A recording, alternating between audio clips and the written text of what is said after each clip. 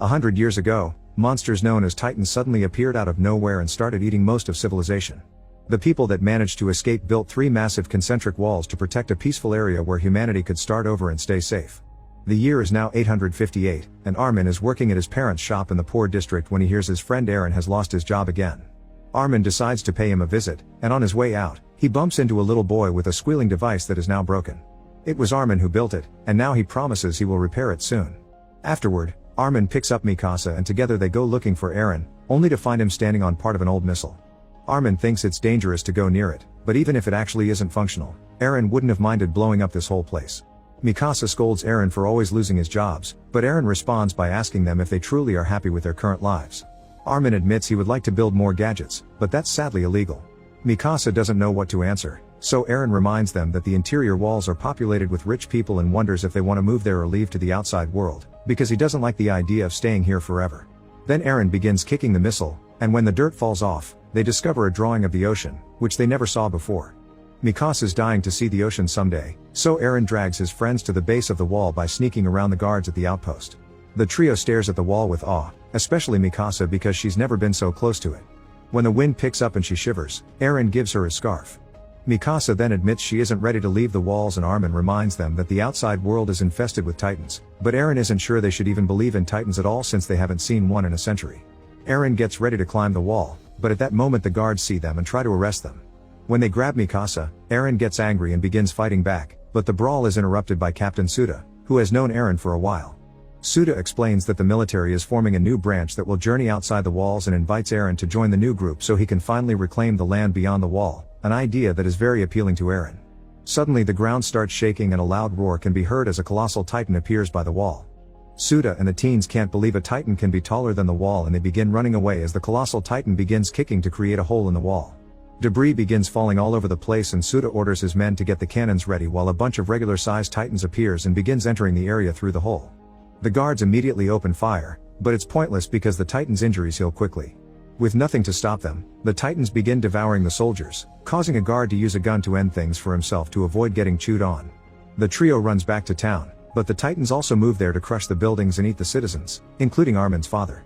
Panic takes over the population and they begin running away, not caring who they may leave behind. Aaron and Mikasa end up being swept along by the crowd, but when they're about to enter a safe house, Mikasa notices a woman with a baby that can't move along and Aaron offers to help. He drags the mother along the crowd, not realizing she dropped the baby, so Mikasa goes back for the child. The crowd tramples over her and Aaron is pushed into the house right before the doors close. The other citizens won't let him open the door again, so Aaron looks through the window to look at Mikasa, finding her on the ground with the baby, but then a Titan arrives and everyone in the house is knocked down by a huge blast. By the time Aaron manages to stand up and check outside, Mikasa, the baby, and the Titan are gone. At that moment someone begins screaming, and Aaron turns around to discover the Titans are tearing the roof off the house and eating the people inside. Terrified, Aaron runs away. 2 years later, humanity has abandoned the agriculture zone, which has resulted in a massive food shortage.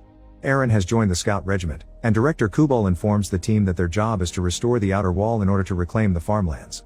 To do so, Weapons Squad leader Hans introduces everyone to the ODMG, or Omnidirectional Mobility Gear, a set of waist-mounted grappling hooks and gas-powered propulsion enabling immense mobility in 3 dimensions. However, when she tries to show it off, she accidentally fires its anchors into the crowd, causing a very awkward moment. Kubal ends the meeting by telling the group will meet with another team led by Captain Shikishima and Omotomachi. Afterward, Aaron watches the scouts say goodbye to their families, which is incredibly upsetting, especially for the young kids left behind. Aaron tries to comfort a crying Armin because they don't have anyone waiting for them, but at that moment, a scout's little sibling gifts Armin a tiny doll so he also has a goodbye memory. Then the team goes to get some food and Armin and Aaron are shocked to find Suda is there getting drunk. Suda notices Mikasa isn't with them, getting upset when they tell him they've lost her, and Aaron explains he's joined the scouts precisely to get revenge. However, Suda thinks only killing a Titan or 2 won't make a difference. Their reunion is interrupted by Sasha, who is always hungry and hates that they're blocking the line. Over dinner, Armin tries to explain to Sasha the plan to repair the wall and capture the Titans using mashed potatoes, but Sasha's more interested in eating the example. Previous restoration missions failed and the only explosives the army has left are in Omotomachi, so Armin feels that if they fail too, it'll be the end of humanity. Suddenly Jean begins complaining about everyone, saying Armin doesn't have to come if he's nervous and that Sasha only knows how to eat. He thinks all the newbies will make the mission fail and laments being lumped with people that only joined the army because they couldn't get another job. All this talk about death makes Lil cry and her boyfriend Fukushi tries to comfort her, which Jean considers sickeningly sappy. Armin accuses Jean of being scared of the Titans, but Jean swears Titans are nothing to him and threatens to hit Armin. Eren interrupts to ask Jean if Titans have nipples, and when Jean fails to answer, Eren points out Jean never saw a Titan, so he pretends to talk a big game, but he's actually a spoiled brat from the inland. Furious, Jean tries to hit Eren next, but Hans breaks them up and explains Titans don't have nipples or reproductive organs. In fact, nobody knows how they multiply, and Hans admits she would love to dissect a Titan to learn more about them, but they haven't been able to get a body because Titans evaporate when they die. After Hans leaves, Jean makes fun of Eren for abandoning Mikasa to die to the Titans, which causes Eren to jump on him to restart the fight. Sanagi quickly cuts in and takes Eren away before it escalates. While the scouts gets ready to leave, Hans explains that Titans sleep at night and their eyes don't work in the dark, but they're still very sensitive to noise, so they must stay quiet on the other side of the wall. The army trucks cross the wall gate and travel through the empty lands for many hours. Sometime later, the vehicles suddenly stop because they notice movement in the area, but when the scouts come out to check, they discover it's just cows. This makes them wonder if Titans only eat humans and don't touch animals.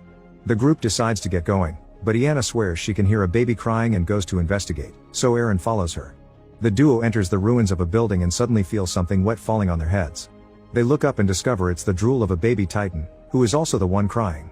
The baby tries to attack them, but when the teens move out of reach, the baby falls to the ground and begins throwing a very loud tantrum. This causes the other Titans to wake up and go after the scouts, who immediately begin panicking. As a Titan drags one of the captains away, Kubal and the other higher-ranked soldiers take off in their vehicles, leaving the scouts to run by themselves. The scouts wonder if they should use their ODMGs, but the buildings here aren't tall enough to be effective. As the group runs, Armin trips and falls, but when a Titan is about to grab him, Sanagi cuts in and grabs the Titan's arm to throw it away from the group.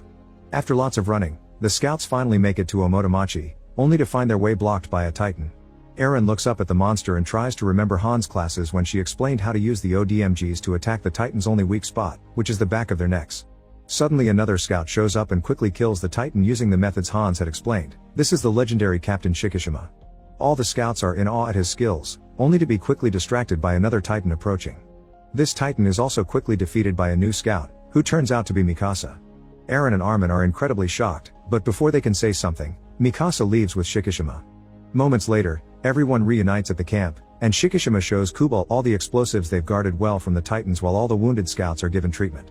The healthy soldiers are given the duty to load the explosives into the trucks while Jean goes after Eren to punch him for having woken up the Titans last night. Eren responds by saying Jean soiled his pants when he saw his first Titan, which makes Jean attack him again and triggers a vicious fight. After lots of hits are exchanged, Eren manages to knee Jean in the face, knocking him out. Eren thinks he's victorious, but Mikasa suddenly shows up and pushes him from behind, asking everyone to be quiet. Armin wants to know what happened to her, but Mikasa leaves without answering. Afterward, Shikishima shows up and compliments Eren's moves. When he hears Eren's name, he makes him follow him into another room, where Shikishima explains he was the one that taught Mikasa how to easily fight Titans. Eren wants to learn too, and Shikishima asks him why, so Eren explains he hates the Titans because they trap the humans within the walls. This makes Shikishima laugh as he says that safety is their true enemy because humans have become cattle that live inside fences in fear of wolves. Eren declares he isn't cattle, and Shikishima tells him that to prove that he should fly since the only way to gain is to let go. Meanwhile, Armin takes out the gadget he had to fix for his friend and tells Sasha that the kid sadly died. He also laments not being able to fly, because he heard stories of the old world having machines that let you do so. Kubal overhears this and reminds Armin that technological advancements only led to environmental destruction, wasted resources, and war. That's why they're illegal. While Suda treats Jean's wounds, he comments Eren always liked to fight. Sanagi asks Jean why he hates Eren so much, and Jean explains Eren always looks like he is carrying the world's misery by himself. Sanagi points out that Eren lost his girlfriend some years ago, and Suda informs them that was Mikasa, which shocks Eren and Sanagi because that's the girl they saw fighting so well. Back to Eren, he finds Mikasa playing an old piano and tries to tell her he's glad she's alive. Mikasa doesn't take the comment well and explains the baby she tried to save had been eaten by the Titan, and so was she. Then she raises her shirt to show Eren the scar left by the Titan's teeth as she confesses the world is cruel and she's only interested in killing Titans. Their conversation is interrupted by Shikishima, who approaches Mikasa to share an apple in a rather intimate way.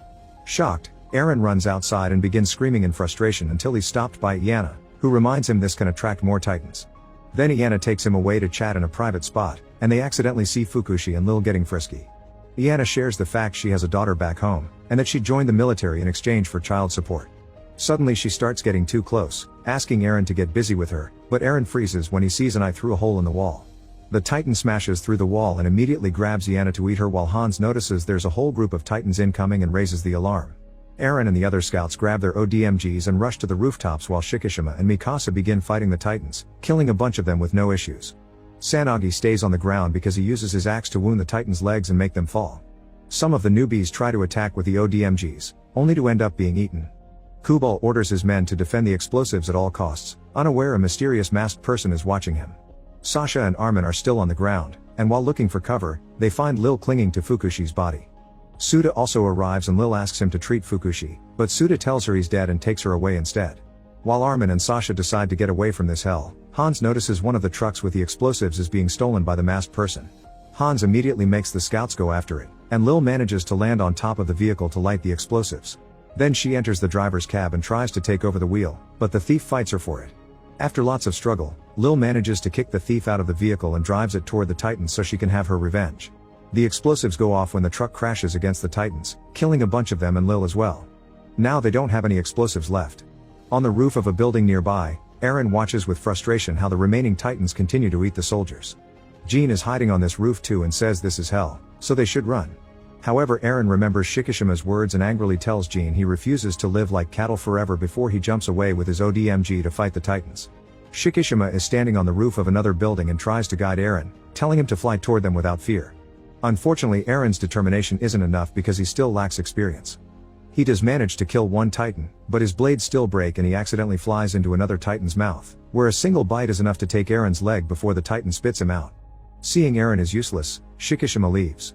On the ground, the team notices that the Titans are gathering around the building where Jean had been hiding. It seems Eren had been right and Jean only talked big game, but Armin gets an idea to help him.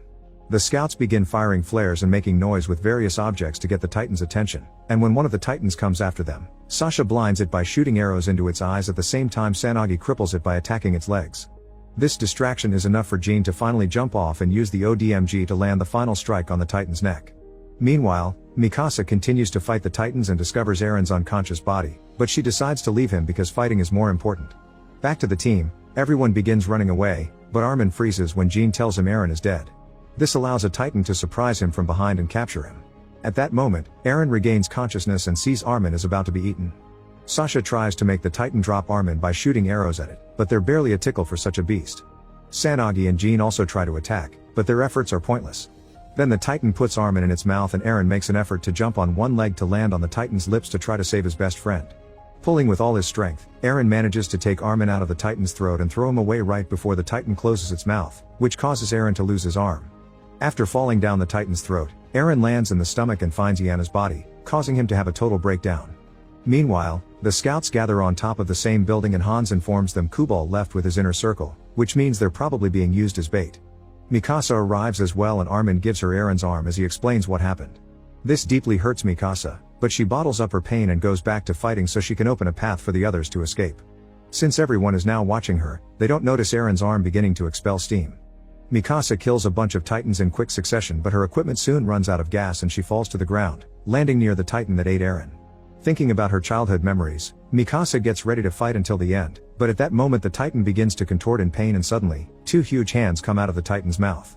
These hands tear the Titan in two and it's revealed they belong to a new kind of mysterious Titan with bright red eyes, who lets out a loud roar before it begins attacking the other Titans. It also regenerates all its limbs at great speed. More Titans begin approaching the area, but the mysterious Titan has no trouble killing them with only a hit or two. Sanagi wonders if this guy is on their side, and Hand points out its advanced fighting style as a sign of intelligence. Mikasa and Suda notice the fighting style too and realize this mysterious Titan is Eren. The rest of the normal Titans see how powerful this guy is and go away, making the mysterious Titan run toward the building with the team. Everyone runs back as the Titan destroys part of the roof, but Mikasa stays and lets the beast pick her up. As it looks at Mikasa, the Titan suddenly begins to expel steam and drops Mikasa back on the roof before falling to the ground. The team rushes to check on it as Hans reminds everyone that the Titan will evaporate soon. Suda is worried about Eren being assimilated, so he asks for someone to cut the Titan's neck but without going as deep as usual. Mikasa follows his instructions and to everyone's shock, Eren comes out of the wound in pain but alive and with all his limbs back. Hans wonders if this is why a Titan's weak spot is its neck, and suddenly Eren opens his eyes to reveal they're still red.